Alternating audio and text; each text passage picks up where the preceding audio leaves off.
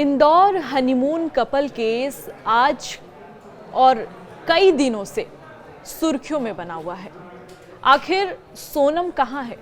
Honeymoon couple case में 3 नकाबपोश, लाल गाड़ी और सोनम का हैरान रहने वाला फेस कई सवाल खड़े कर रहे हैं। 16 दिन से लापता सोनम अभी तक कुछ पता नहीं है, मिली नहीं है, कुछ पता नहीं चल रहा है। आखिर सोनम कहाँ है? इंदौर हनीमून कपल केस की गुत्थी इतनी उलझती क्यों जा रही है? 3 अनजान युवक आखिर कौन थे? सवालों में उलझी शिलोंग ट्रिप की कहानी, और ये कहानी क्या उलझी रहेगी? कई सवालों के साथ मैं हूं आपके साथ जानवी जायसवाल और आप देख रहे हैं न्यूज़ 18 का डिजिटल प्लेटफॉर्म। मेघालय के शिलोंग घूमने गए इंदौर के नवविवाहित कपल राजा रघुवंशी और उनकी पत्नी सोनम का मामला लगातार रहस्यमयी होते जा रहा है। बता दें कि 23 मई को कपल के लापता होने के बाद 2 जून को राजा का शव एक खाई से बरामद हुआ, लेकिन सोनम का अब तक कोई सुराग नहीं मिला है।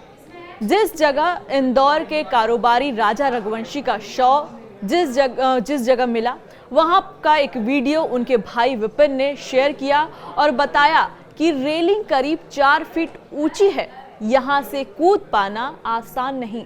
विपिन ने कहा कि मेरा भाई राजा रघुवंशी और उसकी पत्नी सोनम वहां हनीमून मनाने गए थे, आराम से घूम रहे थे, आपस में कोई विवाद नहीं था, इसलिए जानबूझकर राजा वहां पर नहीं कूदेगा, उसे मारकर फेंका गया है ताकि किसी को कुछ पता ना चले।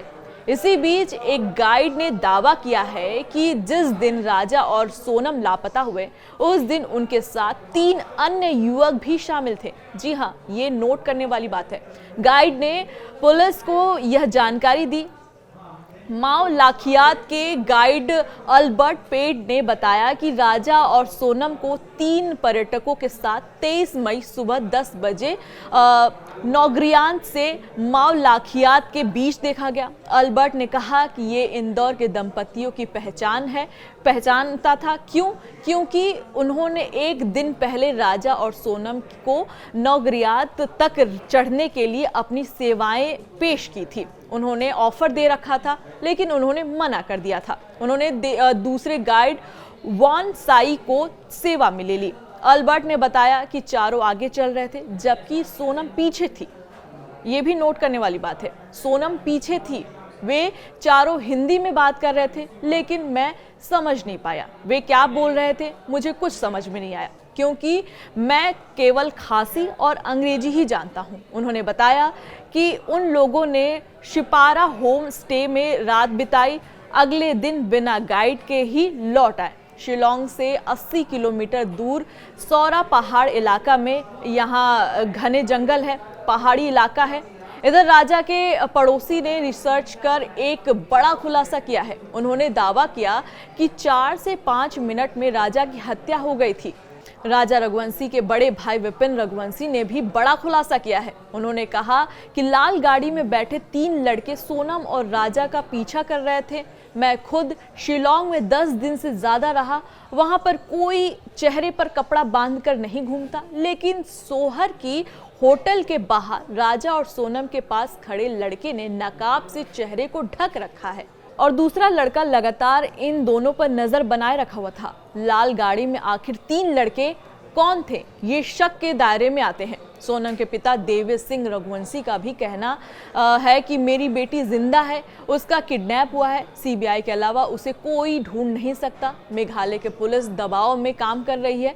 पीएम नरेंद्र मोदी और केंद्रीय गृह मंत्री अमित शाह से मेरा निवेदन है कि मेरी बेटी सोनम को तलाश कर लिया जाए, सीबीआई जल्द से जल्द उसे सीबीआई भेज दिया जाए उसे ढूंढने के लिए। गाड़ी की दूसरी वाली चाबी आखिर कहां से आई, क्यों नहीं पूछा गया? राजा और सोनम की गाड़ी के पास 3-4 गाड़ियां आकर रुकी, वो लोग कौन थे? जीपीएस मैप में नजर आ रहा है कि राजा और सोनम के पास कोई दूसरी गाड़ी आकर रुकी। गाइड वालों से भी पूछताछ की गई। वहां के पुलिस सबूत को दबाने की कोशिश कर रही है। मेघालय पुलिस सबूत को 2 से 4 दिनों में खत्म कर देगी। किसी अनजान आदमी पर हत्या का केस दर्ज कर फाइल बंद कर देगी। ये सोनम के पिता का बयान जो आ रहा है ना, वो बहुत ही दर्द और दुख भरा है और डर है कि मेरी बेटी मिलेगी कि नहीं मिलेगी। मेरी बेटी को होटल वालों की तरफ से धमकी मिल रही है, ये भी कहा है। डीआईजी से बेटे ने सुरक्षा मांगी है। वहां की पुलिस दबाव में काम कर रही है। होटल वालों ने यहां की सरकार को खरीद रखा है, ये भी है। सोनम को जमीन थोड़ी ना निकल जाएगा, आसमान उठा थोड़ी ना ले जाएगा। लेकिन सोनम के पिता कई सवाल खड़े कर रहे हैं। क्या सोनम को अगवा कर लिया गया है?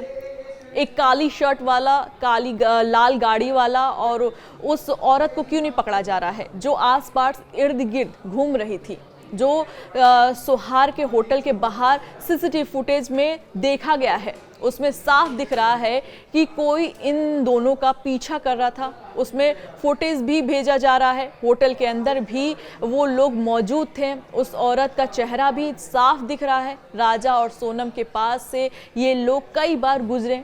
पुलिस इनको पकड़ ले, सबका पर्दाफाश हो जाएगा। उन्होंने कहा कि दामाद राजा के हत्यारों को फांसी मिलनी चाहिए। मेरे बच्चों को जिंदा छोड़ देते हैं, उनका सब कुछ लूट लेते हैं, लेकिन उन्हें जिंदा तो छोड़ देते हैं। मेघालय में भगवान भरोसे टूरिस्ट आते हैं। सरकार टूरिज्म को प्रमोशन करती है, लेकिन सुरक्षा नहीं रखती है। ये एक पिता का दर्द भरी एक बात थी जो आपको मैंने बताया। राजा के भाई विपिन ने बताया कि राजा और सोनम रघुवंशी की शादी 11 मई को हुई थी। वे 20 मई को हनीमून के लिए शिलोंग के लिए रवाना हुए। पहले उन्होंने गुवाहाटी में मां कामाख्या के दर्शन किए। यहां से 23 मई को मेघालय के शिलोंग रवाना हुए। शुरुआत में परिवार की दोनों से बातचीत होती रही, फिर उसके बाद उनका नेटवर्क टूट गया।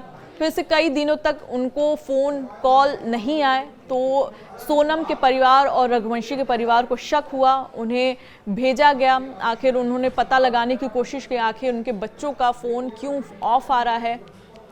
वहीं रघुवंशी के भाई ने कहा कि 24 मई से दोनों के मोबाइल बंद हो गए, तो चिंता होने लगी। मैं और सोनम के भाई गोविंद 25 मई को इंदौर के कार से भोपाल गए। वहां से फ्लाइट लेकर दिल्ली और फिर गुवाहाटी पहुंचे।